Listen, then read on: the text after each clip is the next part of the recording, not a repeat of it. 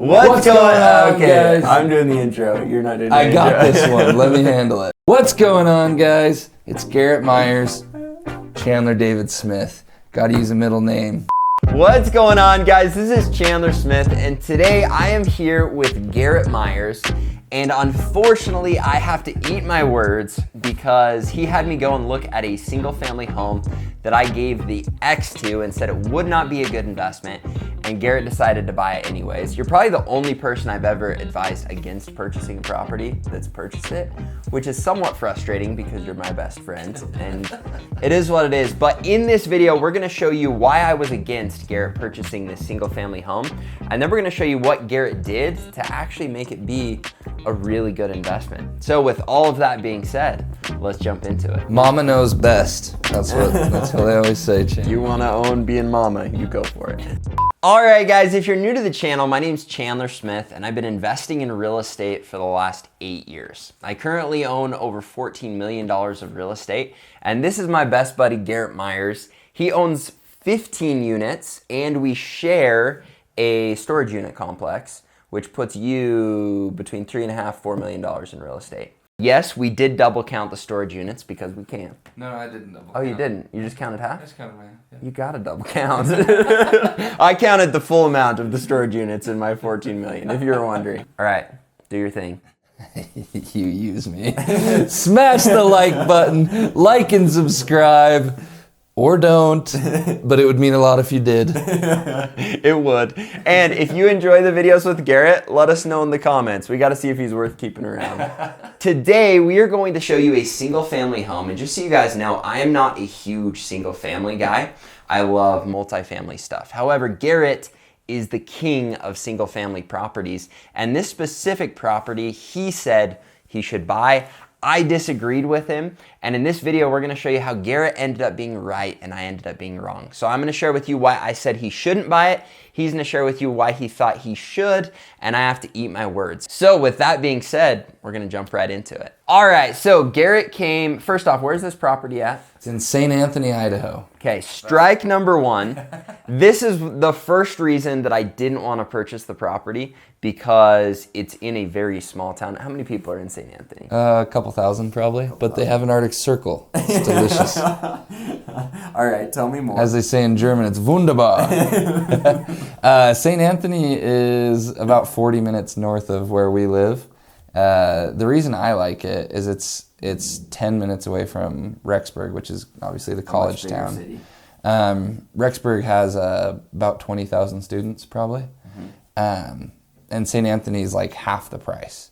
So 10 minutes away, half the price, and the rents are about the same. So I like St. Anthony. I would buy way more up there if I could find it. Definitely. So my major concerns with this property, concern number one, I don't like purchasing in little areas because I feel like something can happen and they can go bottoms up.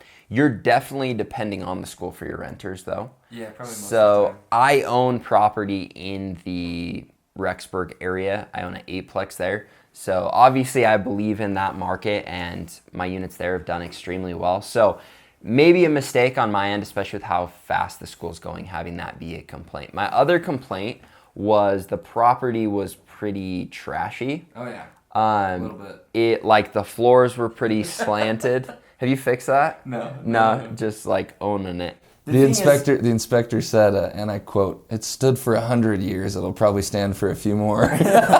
Okay, a few more or 100 Oh, I don't know. I mean, time to tell. Overall, I just didn't like the vibe.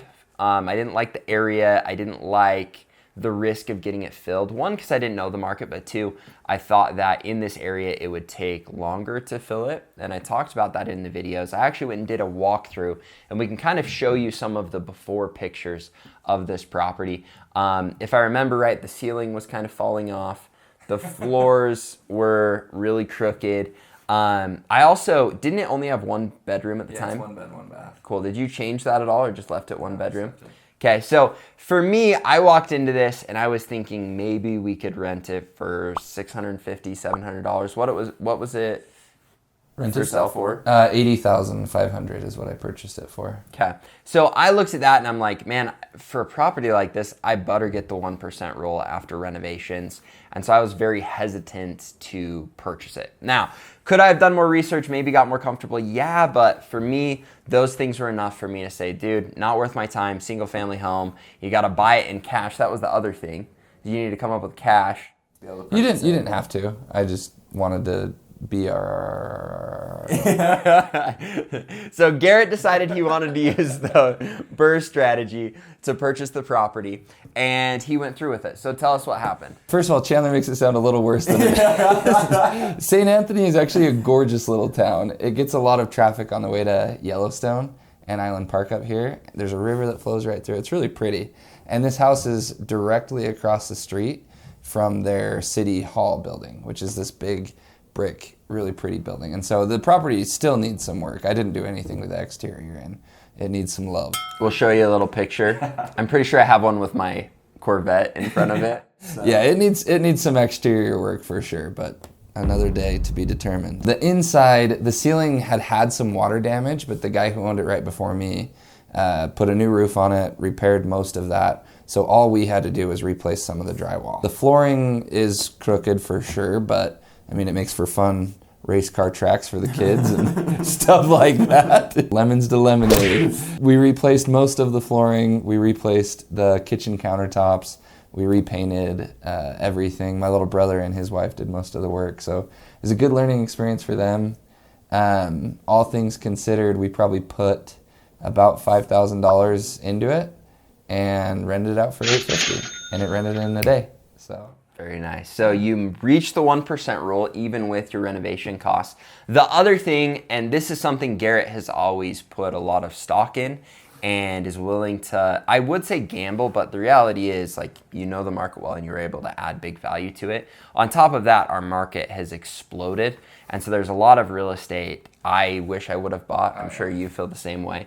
But this right now, you picked it up for $80,000. You did $5,000 worth of renovation. It actually looks really cute. They did a great job with it. Yeah, it's good. And after doing those renovations, you rented it within the 1% rule. You bought it all cash, and you're planning on refinancing. And this property could very easily sell for what? I haven't seen anything sell for less than like 120 in a couple months. So I think worst case scenario, we sell it for 120, 125. And I think you could very easily refinance for that as well. Oh, yeah. What this would do if Garrett refinanced is he could pull out all of his money, because you need 30% down.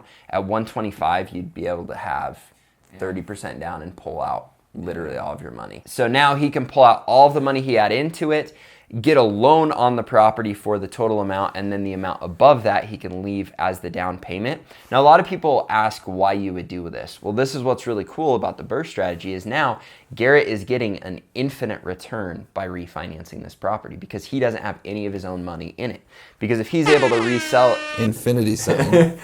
Because if he's able to refinance it at 120 or 125, even leaving 30% in the property, he's able to pull everything else out and get that all on a loan. So now you have zero money in it. So if we were to run the numbers on that, and if you guys haven't downloaded the calculator, you can go to any app store, whether it's Android or iOS, and download it. It's CDS Rental Calculator. And this is one thing I have talked you into using. Yeah, you like it's very useful. So the first example I want to show you is if we did financing based on everything Garrett has into it. So if we were to finance it with 25% down at $85,000, what you're going to do is plug in an $85,000 purchase price, 25% down, 30 years to pay off at a 3% interest. The rents are at $850. He's paying no utilities on the property.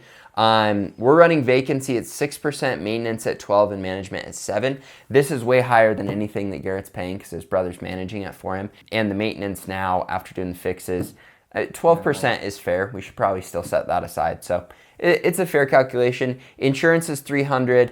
Taxes are $1,450, and we're going to run the numbers on this. You can see that he's getting a 13% cash-on-cash return and a 7 cap. Now, keep in mind, this is if he would have left $21,000 in the property as a down payment. That's putting Garrett in a place where he still has his money in the property. And if you were to buy this property right now, it would be a great property to purchase. And it kind of sucks because now looking at what it's rented for, I would probably pay $85,000 to go and buy this property, especially in the shape that he's got it in. Now, the floors are something that just bug me, but it really isn't something that's the end of the world. And the reason I say this is I did look at the inspection, and it's something where there has been shifting, and you can go in and fix that. You just don't need to, because the shifting isn't a foundation issue. It's just a weird flooring issue, and it makes all the water shed. So I'm not a huge fan, but it really doesn't matter, and I wouldn't push someone away from buying a property just for that. Here's where it gets fun. If you go in and you put this property at $125,000, and you put 30% down, because that's how much we would need to take for him to refinance it. A lot of people don't know this, but usually in a refinance, they want larger down in the property because it's done on the appraised value, and I don't completely know. I think they just like to protect themselves. That's why the bank does that. But usually you're gonna have to put 30% down on refinance. That would put him putting down $37,000. So if we take that $37,000 away, you'd actually make money. Yeah, probably cover your closing costs. Right? Yeah. So he could get into it, pull out every single dime he had in the property. If we leave everything else the exact same and we run the numbers on this property, you're gonna see that his cap has dropped to a 4.8 and his cash on cash return has dropped to a 4.24%. Now, a lot of people would look at this and they'd say, Chandler, that's a crappy return. Why would you buy that property? Why does it make sense? Well, this is what's really cool. Garrett now owns a property for nothing, which means he can take that money and move it into another deal. He has zero of his own money in it, like nothing. He's gotten every single dime back in the course of a year from doing the refinance and getting it rented where it needs to be. So that means he's now cash flowing $1,600. He's getting principal pay down of $1,800, which is a total return of $3,400. He also owns a property that's going to continue to go up in value, and he owns all of that with no money. Now, if you want to talk about really cool passive income, talk about getting a rental property that's passive income where you're making $1,500, $1,600 a year, you're making another $1,800 a year in principal pay down, you're getting appreciation, and you're getting that for the rest of your life with zero of your own money tied up in the property. I feel like I talked a lot. That happens. I mean, talking about single family homes, every investor has their cup of hot chocolate that they prefer. I like single family because people out here are paying absurd prices for multifamilies. You can buy a fourplex right now with, for lack of a better word, kind of garbage units that need a lot of work, and people will pay $100,000 per unit. So if you can find a single family home, which is always going to rent for more, and in my opinion appreciate for more because of the yard and the actual land it's tied to, for under $100,000, I always think that's a good buy, pretty much always. And one thing I've seen that's really cool about what Garrett has done is, for me, I'm all about finding properties and finding a way to add value. And usually that just means recognizing that they could be rented for way more. Now, one advantage you have with investing in single family is if you understand your market, but this isn't an investment property, a lot of times buyers aren't looking at it as an investment property. They're looking at it, comparing it to other properties on the market. And with a property like this, you also have a circumstance where you can find someone who's selling it who doesn't understand the market at all. So now you can go and, like Garrett did, you worked with the seller, you work a killer deal. Because if you're shopping on the MLS, things again are going way above where they should because people are buying it for their home. But if you have more opportunities to find off-market deals, you understand the market, you can go in and see room for quick renovation and then turning it into a rental, you've got a huge value add opportunity that you wouldn't have in multifamily, because even with multifamily, if it's hitting the MLS, most likely you're going to lose it to a super high offer, or if it's off market, they're harder to find And a lot of the times investors know more and are more savvy to the market than someone who just owns a single family home. Now, that's not always the case, as I've seen with some of the properties I've purchased where I can go in and still add huge value. However, if you're starting out, this is where single family homes can be a huge advantage because there's lots of different opportunities to add value and purchase a property that is worth a lot more than what you end up purchasing it for, because you negotiate, you work with the seller, you're able to find a way to get into a deal under what it's actually worth and then even add value on top of that. If I was buying this house for myself and my wife to live in, I would have been very concerned with, some of the little things. And that's how most people who look at, this price range of single family homes is they're looking for their first house and it needs to be super cute and everything under the sun. But as an investor, I just want to know, hey, I can do this to it and rent it out for this and eventually sell it for this. And so I love buying single family homes. I prefer it. A lot of times people are worried about filling the units, and that was one of my concerns with this area. You've since learned to understand that this area is not hard at all to fill. And because of that, when you've got people, I know a lot of times they're like, oh, I want to find a tenant that's there forever.